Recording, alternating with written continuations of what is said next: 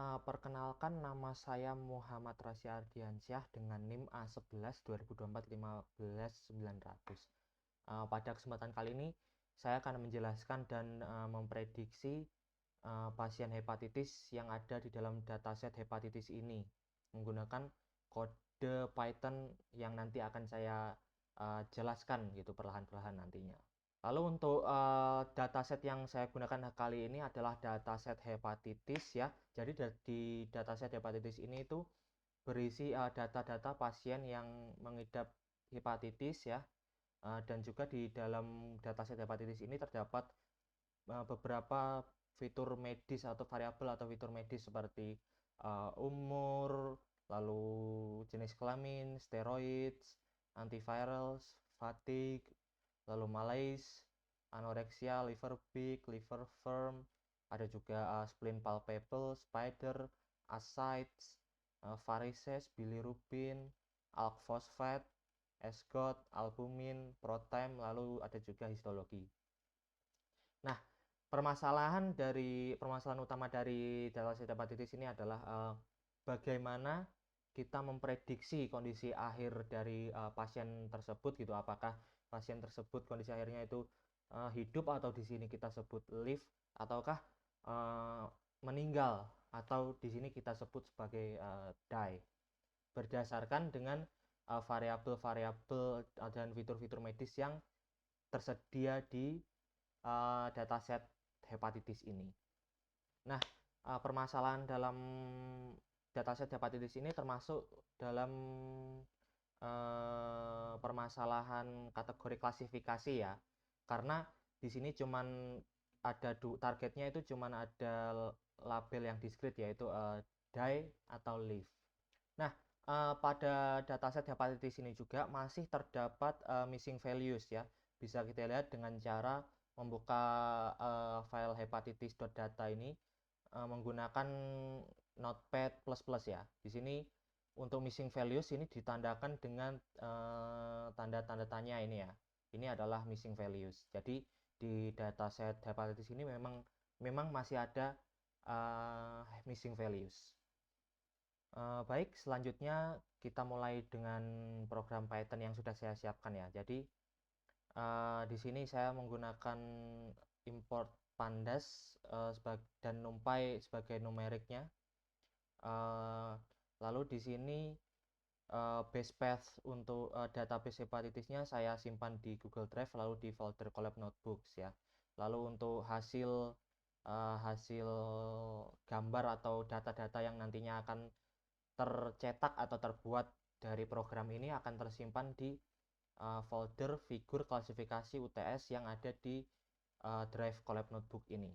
Nah, pada dataset hepatitis ini terdapat banyak variabel ya seperti yang sudah saya jelaskan tadi. Tapi di sini untuk target variabel utamanya yaitu ada di kelas ini ya. Selanjutnya kita melakukan load data hepatitis data tadi yang sudah saya lokasikan ke folder yang sudah ditentukan sebelumnya. Lalu hasilnya di dalam dataset hepatitis ini terdapat 155 baris dan juga 20 kolom. Lalu selanjutnya kita akan mencari tahu ya tipe datanya apa saja untuk setiap variabel yang ada di dalam dataset hepatitis ini. Bisa kita lihat di sini ya, semuanya rata-rata dan hampir semuanya tipe datanya itu berupa integer dan float ya. Ini artinya hampir semuanya, bahkan semuanya dataset ini memiliki tipe data berupa numerik ya. Nah, selanjutnya kita di sini bisa tahu ya di dalam dataset ini ada 20 fitur numerik ya, yaitu dari variabel-variabel yang sudah saya jelaskan tadi ya. Lalu untuk fitur kategorikalnya di sini ada 0. Lalu seperti yang saya jelaskan tadi untuk target variabelnya itu ada di kelas ya. Lalu selanjutnya kita melakukan distribusi target variabel ya. Di sini bisa kita lihat untuk kelasnya yang dua ada jumlahnya itu 123, lalu kelas satunya itu ada di 32. Jadi untuk proporsinya ya, proporsi dari kelasnya itu untuk kelas 2 itu ada di 0,793548, lalu sedangkan untuk kelas satunya itu ada di 0,206452. Ya, lalu selanjutnya untuk distribusi target variabel ya. Itu distribusi target variabelnya itu kelas ya, seperti yang sudah saya katakan sebelumnya, target variabelnya adalah kelas ya. Lalu untuk kelas kategorinya nih di sini terlihat ya. Untuk kelas kategori 2 itu terdapat lebih dari 120, lalu untuk kelas kategori satunya itu terdapat sekitar 35. Lalu selanjutnya distribusi fitur numerik ya. Distribusi fitur numerik ini bisa kita lihat ya untuk distribusi umurnya nih di sini kita lihat paling banyak ada di sekitar 40 nih ya, seperti yang di tabel atau chart yang saya tunjukin ini. Memang trennya lebih banyak ada di umur sekitar 40-an gitu. Lalu selanjutnya box plot untuk deteksi outlier. Di sini bisa kita lihat box plot untuk age-nya itu ada di 40 ya, seperti data sebelumnya. Lalu box plot kelasnya ada di 2, box plot sex-nya itu di 1, lalu box plot steroidnya itu ada di 2. Seperti yang sudah saya katakan sebelumnya ya, di dataset hepatitis ini memang betul masih terdapat missing values ya. Bisa kita cek dengan kode ini ya kan. Di sini akan terlihat gitu missing values-nya seperti ini ya, steroidnya ada 1, fatigue-nya ada 1, malaise-nya ada 1, anoreksianya ada 1, liver big-nya ada 10, liver firm-nya ada 11, lalu spleen palpable-nya ada 5, spiders-nya ada 5, ascites-nya 5, varices 5, bilirubin 6, alk phosphate 29, SGOT-nya 4, albuminnya 16, dan protein-nya 67. Data tipenya integer ya, seperti yang sudah kita lihat di atas tadi. Lalu untuk persentase missing values-nya sebagai berikut ya, steroidnya 0,65, lalu fatigue-nya ada 0,65, malaise-nya 0,65 juga, anoreksianya 0,65 juga, liver big-nya 6,45 dan seterusnya. Lalu untuk jumlah baris duplikatnya itu ada 0 ya. Oke, selanjutnya kita masuk ke section data preparation ya. Di sini kita copy dulu datanya untuk preparation ya. Lalu kita bisa menampilkan info dari data yang sudah kita copy atau kita ambil ya. Bentuknya seperti ini. Kita di sini menggunakan pandas untuk menghilangkan missing values. Bisa kita lihat di sini masih sesuai ya, tipe datanya masih integer dan float ya. Jadi berupa numerik gitu, tipe data numerik. Lalu bisa kita cek lagi nih missing values-nya sebelum melakukan pembersihan ya. Itu ada steroidnya 1, fatigue-nya 1, malaise-nya 1, anoreksianya 1 dan seterusnya. Ini sesuai dengan yang di atas tadi. Ini kan kita cuman mengecek ulang gitu sebelum melakukan pembersihan missing values gitu. Lalu selanjutnya kita update numerik dan categorical features setelah drop columns. Dengan menjalankan ini dengan target variabel kelas juga ya. Lalu habis itu melakukan imputation untuk numerik atau untuk median ya. Itu seperti ini.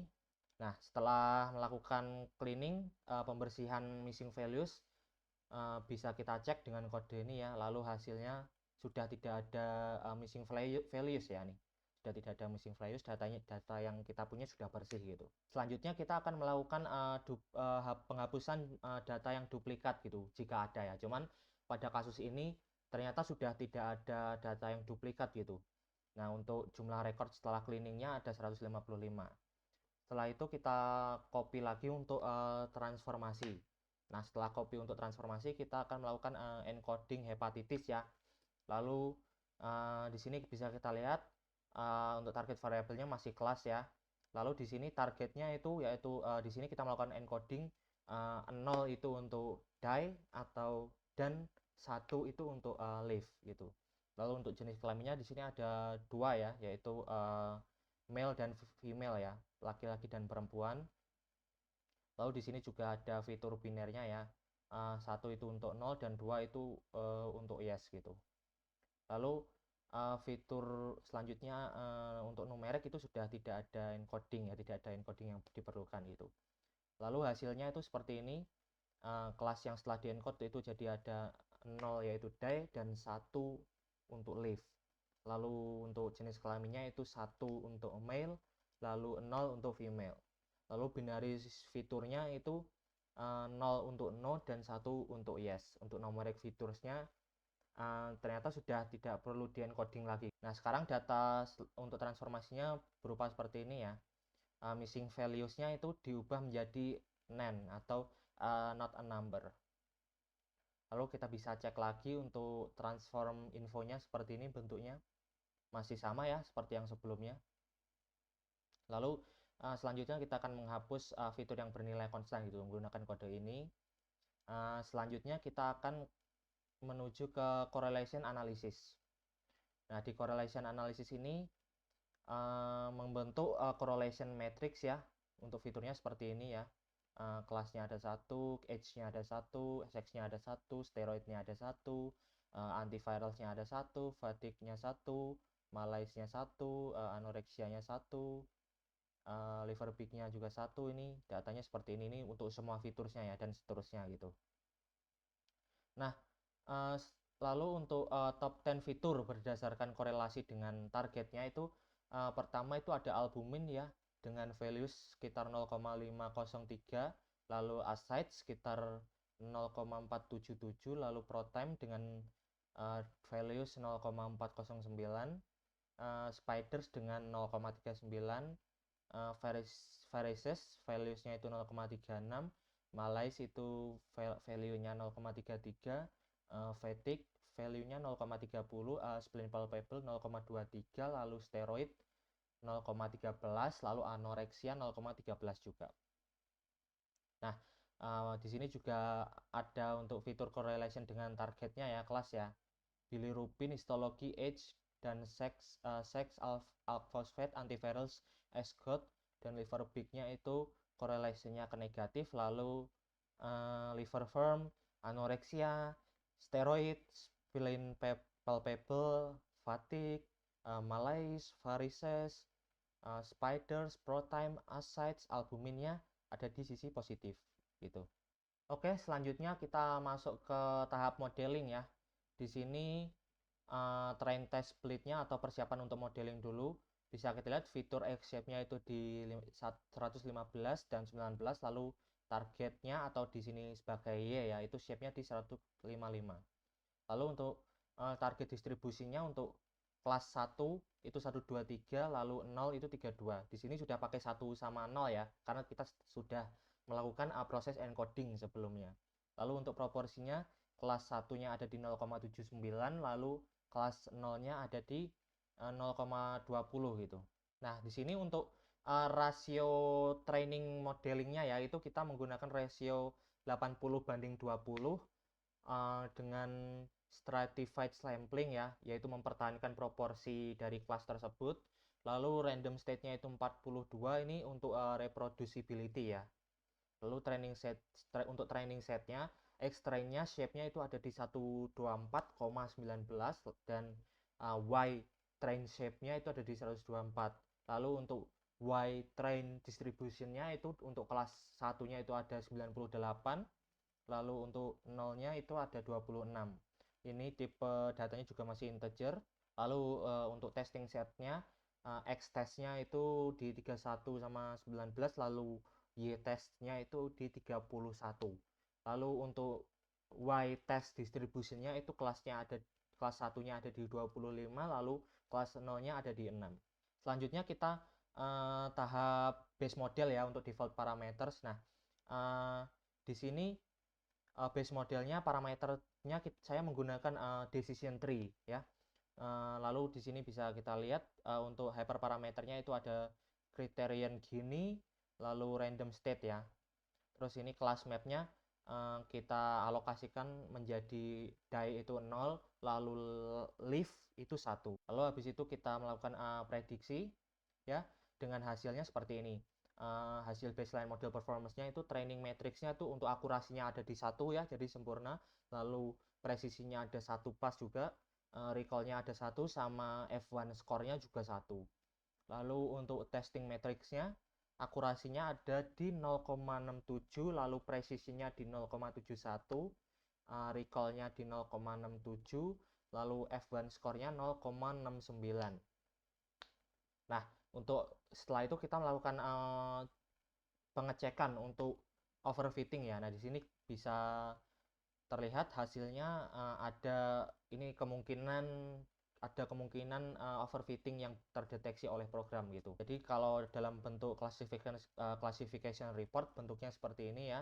Untuk die atau die-nya itu precisionnya 0,25, lalu leaf-nya itu 0,83, lalu untuk recall die-nya itu 0,33, lalu leaf-nya itu 0,76, lalu untuk F1 score-nya itu di 0,29 dan leaf-nya itu di 0,79, lalu untuk support-nya itu di die-nya itu di 6, lalu leaf-nya itu di 25.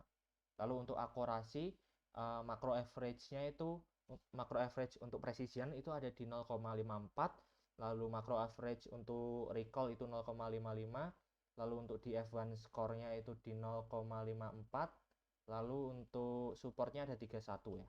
Lalu untuk weight average itu precisionnya itu 0,71, recall-nya itu 0,68, F1 score-nya 0,69, lalu supportnya ada 31. Lalu untuk akurasinya itu hanya ada di F1 score ya di 0,68, lalu supportnya di 31. Selanjutnya kita akan melakukan visualisasi confusion metric untuk baseline model dulu ya. Hasilnya seperti ini ya. Bisa terlihat nih confusion matrixnya seperti ini. Jadi yang aslinya meninggal benar terprediksi meninggal itu berjumlah 2, lalu untuk yang aslinya meninggal salah terprediksi hidup itu ada 4, lalu untuk yang aslinya itu hidup salah terprediksi meninggal itu berjumlah 6, lalu yang aslinya itu hidup benar terprediksi hidup itu berjumlah 19 ya, sebagaimana yang sudah tertera di confusion metric ini ya untuk baseline model. Lalu selanjutnya kita masuk ke visualisasi ROC curve untuk baseline modelnya. Hasilnya seperti ini ya, ROC curve-nya ini. Untuk ROC curve-nya itu AUC-nya itu ada di 0,547. Lalu untuk random classifier-nya itu grafnya atau grafiknya bentuknya seperti ini ya. Selanjutnya kita masuk ke fitur importance untuk baseline, masih tetap untuk baseline model gitu. Jadi fitur importance-nya itu seperti ini kita ambil yang top 15 ya, top 15, yaitu paling tertinggi itu ada di asides ya, lalu top 2-nya ada di age atau umur, terus top 3-nya itu ada di SGOT, top 4-nya itu ProTime, top 5-nya itu ada di bilirubin, top 6-nya itu di albumin, top 7-nya itu di steroid, top 8-nya itu di spiders, lalu yang ke-9 itu seks atau jenis kelamin, lalu yang ke-10 itu di liver firm, terus varices ada di ke-11 ya. Lalu untuk spleen palpable, liver big, malaise dan anoreksia ini value-nya sama, jadi dia di akhir gitu, di paling bawah gitu. Lalu selanjutnya kita masuk ke hyperparameter optimization ya. Untuk hyperparameter yang saya gunakan yaitu criterion Gini, max depth, dan juga random state. Nah, untuk hasilnya seperti ini ya. Total kombinasi parameternya ada 90, lalu cross validation faults-nya ada 5, lalu total model fitting-nya ada 450. Dengan best parameter, kriterionnya menggunakan entropi, max depth-nya itu 5, min sample sleeve-nya itu 1, min sample split-nya 20. Lalu untuk best cross validation F1 score-nya ada di 0,8356. Lalu selanjutnya masuk ke tahap 3 yaitu optimized model ya, base parameter. Jadi hasilnya seperti ini. Model dengan base parameternya itu sudah berhasil diekstrak, lalu decision tree classifier-nya itu ada kriterionnya itu entropy, max depth-nya itu ada 5, min sample split-nya 20, lalu random state-nya ada 42. Selanjutnya evaluasi optimized model. Nah, hasilnya berupa seperti ini ya. Setelah di optimize modelnya itu hasilnya untuk training matrix-nya itu akurasinya ada di 0,92, precision-nya di 0,92, recall-nya juga di 0,92, F1 score-nya juga di 0,92. Lalu untuk testing matrixnya itu akurasinya dia ada 0,70, lalu precisionnya di 0,69, recallnya itu di 0,70, dan event score-nya ada di 0,69 juga. Lalu untuk overfitting check di sini masih ada kemungkinan overfitting yang terdeteksi oleh programnya ya. Lalu setelah itu classification report untuk yang optimize ini jadi seperti ini ya. Untuk die-nya itu 0,20 di precision-nya, lalu recall-nya untuk die-nya di 0,17, lalu event score-nya di 0,18, support-nya ada di 6, lalu untuk live-nya itu precision-nya ada di 0,81, recall-nya di 0,84, event score-nya di 0,82, lalu support-nya ada di 25. Lalu untuk akurasi itu untuk event score-nya ada di 0,71, lalu support-nya ada di 31. Lalu untuk macro average-nya, precision-nya ada di 0,50, untuk recall-nya itu 0,50 juga, event score-nya juga di 0,50, lalu support-nya ada di 31. Wave average-nya juga untuk precision-nya itu di 0,69, lalu recall-nya 0,71, event score-nya di 0,70, dan support-nya di 31. Oke, lalu selanjutnya kita membuat confusion metric dengan model yang sudah optimize nih ya. Bentuknya itu seperti ini confusion metricnya. Jadi yang aslinya itu meninggal, benar terprediksi meninggal itu berjumlah 1. Lalu yang aslinya meninggal, salah terprediksi hidup itu ada 5. Lalu untuk yang aslinya hidup, salah terprediksi meninggal ada 4. Lalu untuk yang aslinya hidup, benar terprediksi hidup itu ada 21. Selanjutnya untuk ROC curve-nya yang sudah teroptimize itu bentuknya seperti ini ya. ROC curve-nya AUC-nya itu di 0,60 ya, seperti ini. Lalu untuk random classifier-nya seperti ini. Selanjutnya fitur importance untuk yang model yang sudah dioptimize ya, itu bisa kita lihat di sini. Untuk top 10 most important features-nya itu ada di albumin dengan importance-nya di 0,42, lalu ada acid asides untuk 0,23, lalu steroid di 0,10 untuk importance-nya, SGOT di 0,09, spiders di 0,07, protem di 0,06, lalu untuk age, sex, dan antiviral malaise-nya itu di 0 ya, karena seperti data yang sebelumnya memang datanya 0 gitu. Lalu bentuk tabelnya itu seperti ini ya, sesuai dengan yang di atas tadi. Top 1-nya itu di albumin, lalu nomor 2-nya di asides, terus steroid di posisi ketiga, esco di posisi 4, spiders di posisi 5, lalu protein di posisi 6 ya. Oke, selanjutnya untuk visualisasi decision tree yang telah dioptimize yaitu bentuknya seperti ini. Untuk albumin kurang dari sama dengan 3,85, jika true itu asides-nya kurang dari sama dengan 0,85. Kalau true itu entropinya itu 0,567. Lalu jika false itu steroidnya ada di kurang dari sama dengan 0,5. Jika true, protimenya itu dikurang dari sama dengan 40,5. Lalu jika true ini tidak ada, lalu jika false itu tidak ada. Lalu untuk yang steroid ini jika false itu entropinya di 0,00. Lalu untuk yang albumin kurang dari sama dengan 3,85, jika false itu spidersnya ada kurang dari sama dengan 0,5. Lalu untuk jika true entropinya itu di 0,54, dan jika false entropinya di 0,0. Selanjutnya kita masuk ke tahap terakhir ya, yaitu tahap evaluasi. Di sini kita akan melakukan comparison atau perbandingan antara data baseline yang masih dasar tadi dengan data yang sudah optimal, yang sudah dioptimasi gitu, yang sudah optimize. Di sini terlihat ya untuk improvement optimize versus balance untuk improvement optimize versus baseline-nya itu seperti ini. Untuk akurasinya itu setelah dioptimasi itu meningkat 3,23%. Lalu untuk precision-nya itu sedikit menurun di 2,45%. Lalu untuk recall-nya itu setelah dioptimize naik menjadi 3,23% juga. Lalu untuk F1 score-nya itu naik 0,56%. Lalu untuk AUC ROC-nya itu di 12,33%.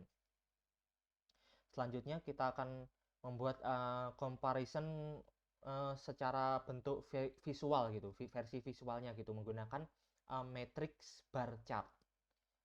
Jadi seperti ini ya untuk model comparisonnya, baseline versus optimize. Untuk hepatitis test set, baseline itu ditandakan warna yang biru ini, lalu optimize untuk warna yang pink. Untuk akurasinya, untuk yang baseline itu dari 0,67, setelah dioptimize jadi 0,710 ya, jadi akurasinya menaik. Lalu untuk precision yang baseline-nya itu 0,715, kalau setelah dioptimize itu turun menjadi 0,69 ya, jadi turun gitu. Lalu untuk recall-nya yang baseline-nya itu 0,67, lalu setelah dioptimize naik menjadi 0,71. Selanjutnya untuk F1 score itu untuk baseline-nya di 0,694, lalu setelah dioptimize menjadi 0,699. Selanjutnya untuk perbandingan ROC curve ya, itu seperti ini, baseline versus optimize ya. Untuk baseline AUC 0,547 yang warna biru ini seperti ini. Lalu untuk yang setelah dioptimize itu AUC dengan AUC 0,670 ya, itu seperti ini. Selanjutnya confusion matrix ya, kita membandingkan confusion matrix tadi side by side. Itu seperti ini ya. Saya jelaskan ulang ya. Untuk yang baseline model, yang aslinya meninggal, benar terprediksi meninggal ada 2. Lalu untuk yang aslinya meninggal, salah terprediksi hidup ada di 4. Lalu untuk yang aslinya hidup, salah terprediksi meninggal itu berjumlah 6. Lalu untuk yang aslinya hidup, benar terprediksi hidup ada 19. Ini untuk baseline modelnya ya. Selanjutnya untuk model yang udah dioptimasinya menjadi seperti ini ya. Yang aslinya meninggal, benar terprediksi meninggal ada 1. Yang aslinya meninggal, salah terprediksi hidup itu ada 5. Lalu untuk yang aslinya hidup, salah terprediksi meninggal ada 4. Yang aslinya hidup, benar terprediksi hidup ada 21 ya. Ini setelah dioptimize seperti ini.